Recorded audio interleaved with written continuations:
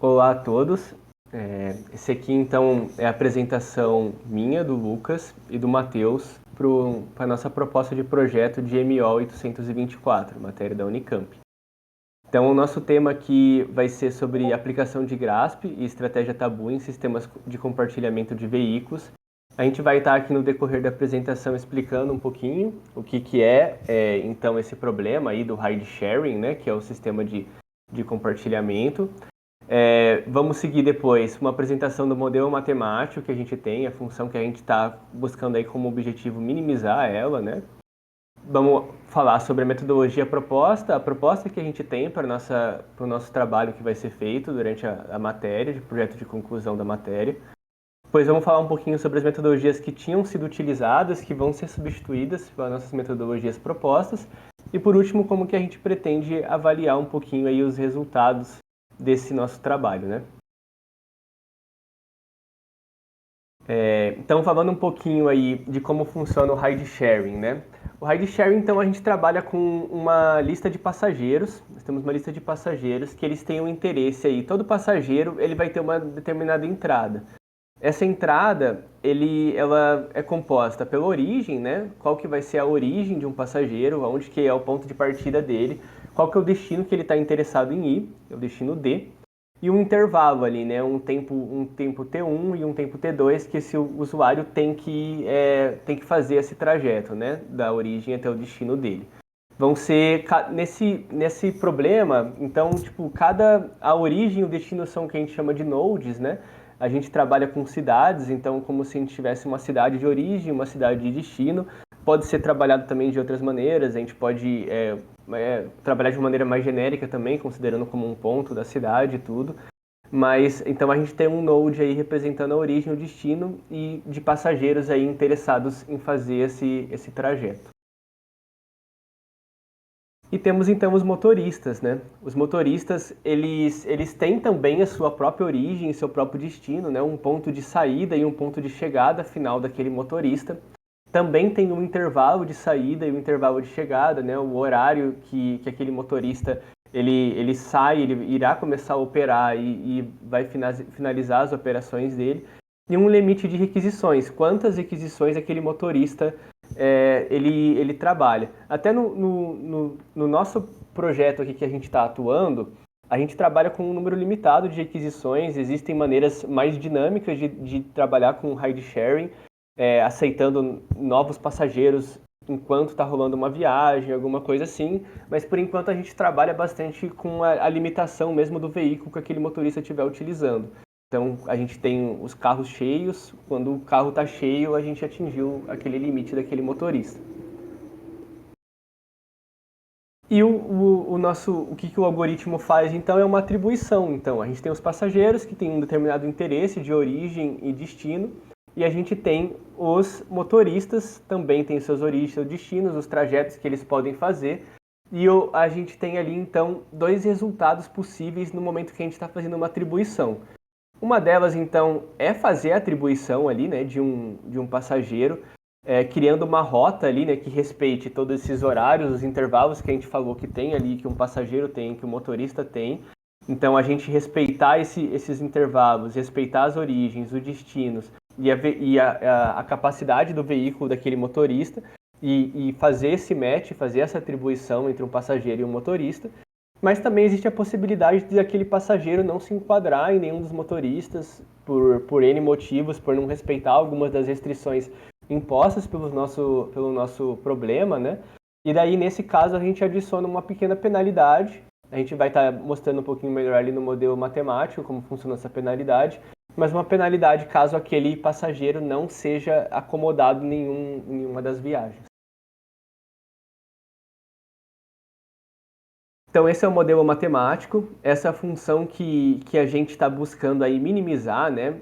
Explicando um pouquinho do modelo, então, ali, basicamente é minimização de custo, né? Então, a gente tem ali um somatório ali que entre com todos os motoristas e todos os transportes entre um ponto I e J, né? Esse ponto I e J sempre sendo o menor trajeto possível entre esses dois. E a gente vai fazer uma soma, então, do tempo dessa viagem adicionando um fator f ali, né, que é referente ao fator de... É um coeficiente ali de conversão que converte o tempo em custo de viagem em si, né? Então a gente, para cada uma das viagens que a gente conseguir dar match, que é exatamente o que se refere à variável x, k e j ali. Então cada vez que a gente conseguir dar match entre um motorista e um trajeto que ele vai percorrer do ponto I até o ponto J, a gente somar todos os custos para fazer essa viagem. A nosso objetivo é minimizar isso junto com a penalidade também que é inclusa caso algum dos passageiros ali, né? Então, para todos os passageiros que não tiverem sua viagem atribuída, a gente vai estar ali minimizando, a gente vai estar fazendo uma soma ali também dessa penalidade e o objetivo é minimizar toda essa equação matemática aí.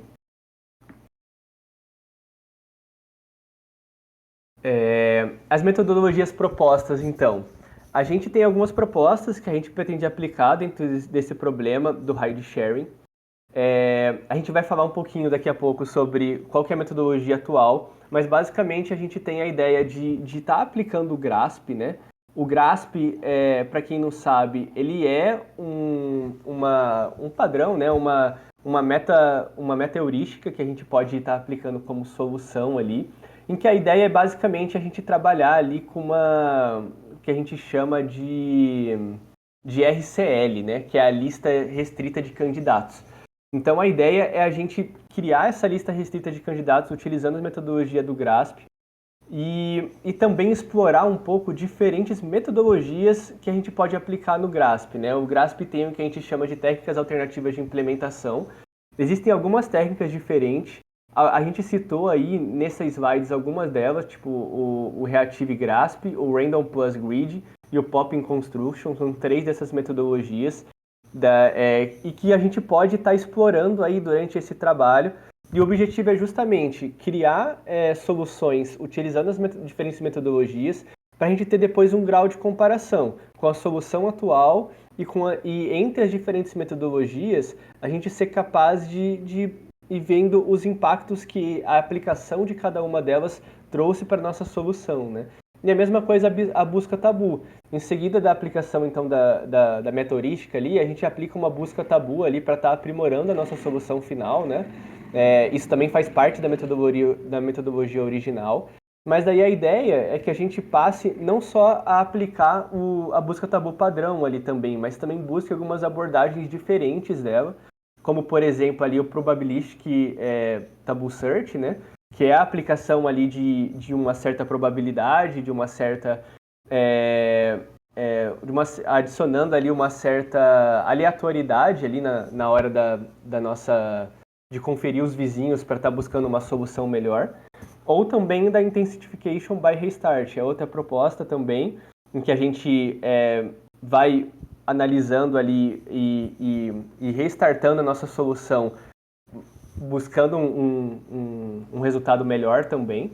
Então, a ideia é a gente explorar o máximo possível ali algumas diferentes implementações que a gente acha e que a gente aprendeu durante o curso para estar olhando certinho quais que vão ser os impactos de cada uma dessas soluções aí dentro do problema do, do problema que a gente está propondo a solucionar. Bom, falando sobre as metodologias previamente utilizadas, o grupo focou bastante no estudo de um artigo do Li Chang, Ride Sharing Under Travel Time Uncertainty, e nesse artigo foram explorados diversas abordagens, principalmente focado no tamanho do problema a ser levado em consideração, né, a ser resolvido. Então, a gente conseguiu passar por modelos determinísticos ali de programação linear, onde foi a extração do modelo matemático desse problema, né? Onde o Lucas apresentou a formulação que busca minimizar o custo aplicando uma penalidade. Então, o paper passou e detalhou muito bem como é feito esse modelo determinístico de programação linear, as constraints, as variáveis do problema, e tudo isso com dados e experimentos em pequena escala, onde a gente tem problemas menores e que são factíveis do ponto de vista computacional. Avançando um pouco mais, foram abordadas também heurísticas. Então, a gente estudou um algoritmo de inserção combinado com uma heurística de busca tabu. E o interessante dessa solução é que o algoritmo de inserção ele traz uma abordagem um pouco gulosa para chegar num resultado, numa solução inicial condizente com as restrições e que dê um ponto de partida para que seja aplicada a busca tabu e toda os pontos que o Lucas comentou também, explicou sobre a metodologia, que a gente monta uma lista de tabus, né? A gente mantém um chainer para evitar voltar em ciclos e diferentes estratégias para ser buscado. Por último, em instâncias ainda maiores, o paper aborda métodos de clusterização, onde é possível dividir um problema grande em menores escalas e até, se possível, ter essa execução em um modelo paralelo.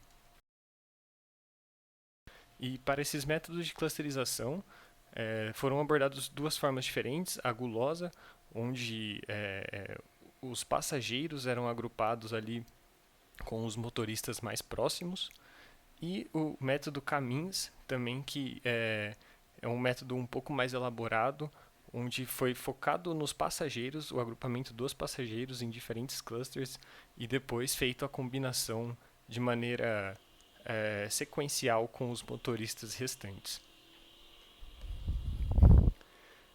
Trazendo um pouco as diferenças nos resultados das abordagens, então aqui a gente tem um exemplo de uma instância com alguns nós, e cada rota é abordada por uma cor diferente nas ligações entre esses nós. E aqui a gente tem o método sem clusterização, utilizando uma solução pequena para que seja possível também essa visualização, né, através do grafo. E a gente tem a sem clusterização com a solução exata, a solução determinística, ao lado esquerdo, e no lado direito aplicando a heurística, né, o algoritmo de inserção com a busca tabu, padrão. E aqui a gente tem o algoritmo de clusterização guloso à esquerda, então foi feita a combinação através de um algoritmo primariamente guloso, e na direita o algoritmo Caminhs, que fez a agrupação primeiro dos passageiros e depois a atribuição dos motoristas. Bom, para a avaliação dos resultados, além das metodologias que nós pretendemos explorar, que o Lucas fez uma cobertura delas, nós iremos rodar os experimentos com as seguintes configurações do problema, né?